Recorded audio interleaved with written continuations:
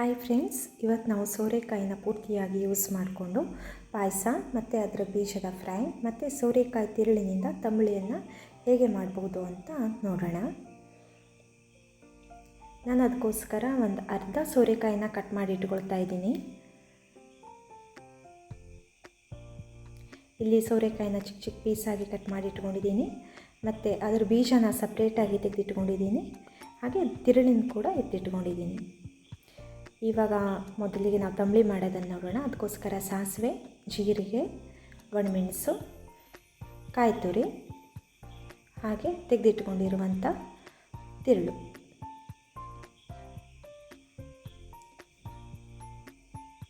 ಇವಾಗ ನಾವು 1-2 ಸ್ಪೂನಷ್ಟು ಎಣ್ಣೆ ಹಾಕ್ಕೊಳ್ಳೋಣ.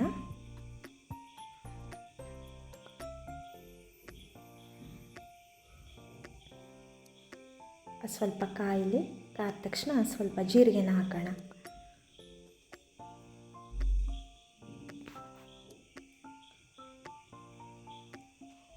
ಇವಾಗ ತೆಗೆದಿಟ್ಕೊಂಡಿರುವಂಥ ಸೋರೆಕಾಯಿ ತಿರುಳನ್ನು ಆ್ಯಡ್ ಮಾಡೋಣ. ಇದರಿಂದ ಚೆನ್ನಾಗಿ ಫ್ರೈ ಆಗಲಿ. ಇದು ಸೋರೆಕಾಯಿ ಮತ್ತು ಸೋರೆಕಾಯಿ ತಿರುಳು ಇವೆಲ್ಲ ಆರೋಗ್ಯಕ್ಕೆ ತುಂಬಾ ಒಳ್ಳೆಯದು. ಕಲರ್ ಸ್ವಲ್ಪ ಚೇಂಜ್ ಆಗಲಿ.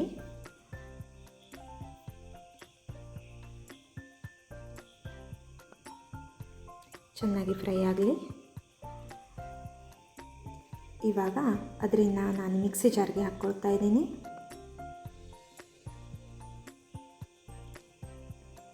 ಆಮೇಲೆ ತೆಂಗಿನಕಾಯಿ ತುರಿನ ಆ್ಯಡ್ ಮಾಡ್ಕೊಳ್ತಾ ಇದ್ದೀನಿ.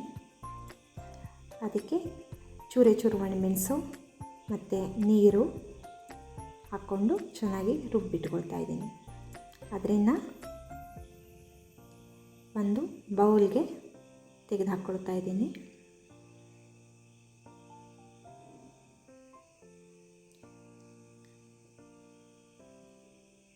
ಅದಕ್ಕೆ ಎಷ್ಟು ಬೇಕೋ ಅಷ್ಟು ನೀರನ್ನು ಆ್ಯಡ್ ಮಾಡಿ ರುಚಿಗೆ ತಕ್ಕಷ್ಟು ಉಪ್ಪನ್ನು ಹಾಕಿ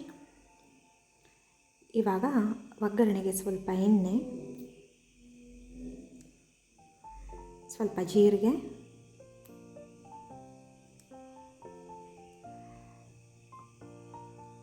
ಮತ್ತು ಸ್ವಲ್ಪ ಸಾಸಿವೆ ಕಾಳು, ಹಾಗೆ ಒಣಮೆಣಸು ಇಷ್ಟನ್ನು ಹಾಕಿ ಸಾಸಿವೆ ಕಾಳು ಚಿಟಚಟ ಅಂದ ತಕ್ಷಣ ಒಗ್ಗರಣೆನ ಹಾಕ್ಕೊಳ್ತಾ ಇದ್ದೀನಿ. ಇವಾಗ ನೀವು ಇದಕ್ಕೆ ಬೇಕಾದರೆ ಮಜ್ಜಿಗೆನ ಅಥವಾ ಮೊಸರನ್ನು ಆ್ಯಡ್ ಮಾಡಿಕೊಂಡ್ರೆ ತಂಬುಳಿ ರೆಡಿ ಆಯಿತು.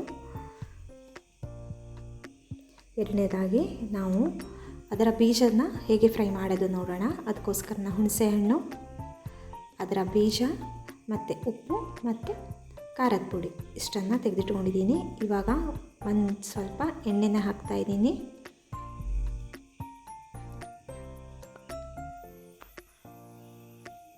ತೆಗೆದಿಟ್ಕೊಂಡಿರುವಂಥ ಬೀಜನ ಅದಕ್ಕೆ ಹಾಕ್ತಾಯಿದ್ದೀನಿ. ಸ್ವಲ್ಪ ಫ್ರೈ ಆಗಲಿ. ಕಲರ್ ಸ್ವಲ್ಪ ಚೇಂಜ್ ಆಗಿದ ತಕ್ಷಣ ಅದಕ್ಕೆ ಹುಣಸೆಹಣ್ಣು, ಉಪ್ಪು, ಹಾಗೆ ಒಣಮೆಣಸಿನ ಪುಡಿ ಇರುತ್ತಲ್ವ ಅದರಿಂದ ಹಾಕ್ತಾಯಿದ್ದೀನಿ. ಇವಾಗ ನೋಡಿ ರೆಡಿಯಾಗಿದೆ. ತುಂಬ ರುಚಿಕರವಾಗಿರುತ್ತೆ ಇದು. ನೆಕ್ಸ್ಟು ಪಾಯಸ ಮಾಡೋದು ಹೇಗೆ ಅಂತ ನೋಡೋಣ. ಪಾಯಸಕ್ಕೋಸ್ಕರ ತೆಗೆದಿಟ್ಕೊಂಡಿರುವಂಥ ಸೋರೆಕಾಯಿ ಪೀಸು ಮತ್ತು ಕಾಯಿ ಹಾಲು, ಬೆಲ್ಲ. ನಾನು ಡಬ್ಬಿ ಬೆಲ್ಲ ತೊಗೊಂಡಿದ್ದೀನಿ. ನೀವು ಯಾವ ಬೆಲ್ಲ ಬೇಕಾದರೂ ತೊಗೋಬೋದು. ಅಕ್ಕಿನ ನೆನೆಸಿಟ್ಕೊಂಡಿದ್ದೆ ಮೊದಲು ನಾನು, ಅದರಿಂದ ತೊಗೊಂಡಿದ್ದೀನಿ. ಸ್ವಲ್ಪ ಉಪ್ಪು,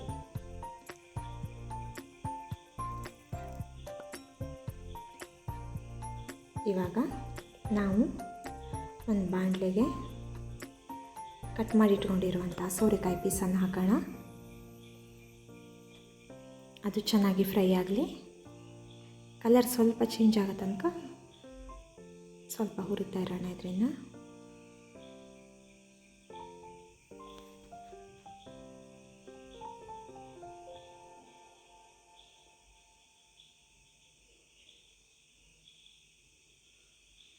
ಇವಾಗ ತೆಗೆದಿಟ್ಕೊಂಡಿರುವಂಥ ಬೆಲ್ಲನ ಆ್ಯಡ್ ಮಾಡ್ತಾಯಿದ್ದೀನಿ. ನೀವು ಯಾವ ಬೆಲ್ಲ ಬೇಕಾದರೂ ಹಾಕ್ಬೋದು. ನೋಡಿ ಇವಾಗ ಚೆನ್ನಾಗಿ ಮಿಕ್ಸ್ ಆಗಿದೆ. ಅದಕ್ಕೊಂದು ಸ್ವಲ್ಪ ಉಪ್ಪನ್ನು ಆ್ಯಡ್ ಮಾಡ್ತಾಯಿದ್ದೀನಿ.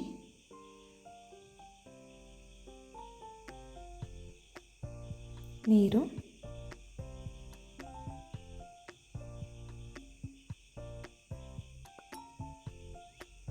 ಇವಾಗ ಇದು ಚೆನ್ನಾಗಿ ಬೇಯಲಿ.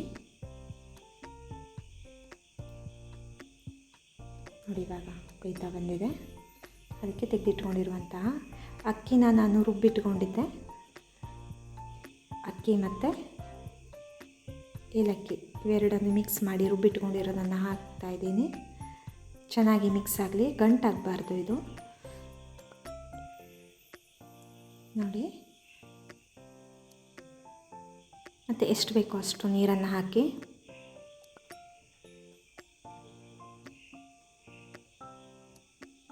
ನಿಮಗೆ ಗೊತ್ತಾಗುತ್ತೆ ಅದು ಚೆನ್ನಾಗಿ ಮಿಕ್ಸ್ ಆಗೋ ತನಕ ಸ್ವಲ್ಪ ನೀರನ್ನು ಹಾಕಿ.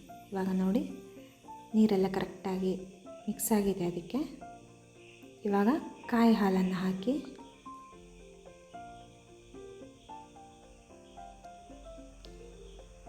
ಹೀಗೆ ಕೈ ಆಡಿಸ್ತಾ ಇರಿ. ಇದಕ್ಕೆ ಇವಾಗ ನೋಡಿ ಥಿಕ್ನೆಸ್ ಬರ್ತಾ ಇದೆ.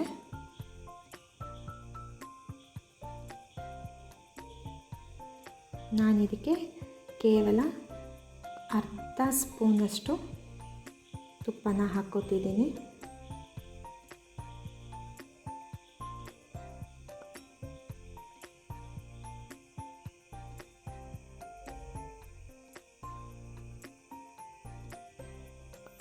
ಚೆನ್ನಾಗಿ ಮಿಕ್ಸ್ ಮಾಡ್ತಾಯಿದ್ದೀನಿ. ನಿಮ್ಗೆ ಗೊತ್ತಾಗುತ್ತೆ ಇದು ತಳ ಬಿಡ್ತಾ ಇದೆ ನೋಡಿ.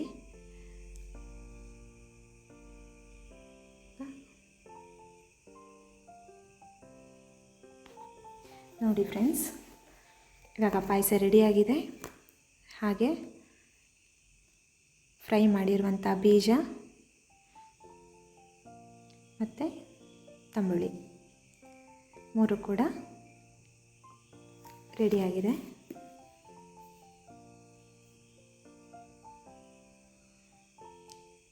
ಮಳೆಯ ವಾತಾವರಣ, ಪಾಯಸದ ಘಮ, ಆಹಾ ಏನು ರುಚಿ. ನೋಡಿ ಫ್ರೆಂಡ್ಸ್, ಮನೆಯಲ್ಲೇ ಇರೋ ಸಾಮಗ್ರಿಗಳನ್ನು ಯೂಸ್ ಮಾಡಿಕೊಂಡು ಹೇಗೆ ರುಚಿಕರವಾದಂಥ ಪಾಯಸ, ತಂಬುಳಿ ಮತ್ತು ಅದರ ಬೀಜದಿಂದ ಫ್ರೈ ಮಾಡೋದು ಅನ್ನೋದನ್ನು ನೋಡಿದ್ವಿ. ಸಬ್ಸ್ಕ್ರೈಬ್ ಆಗೋದನ್ನು ಮರಿಬೇಡಿ. ಮುಂದಿನ ವಿಡಿಯೋದಲ್ಲಿ ಭೇಟಿಯಾಗೋಣ. Thank you.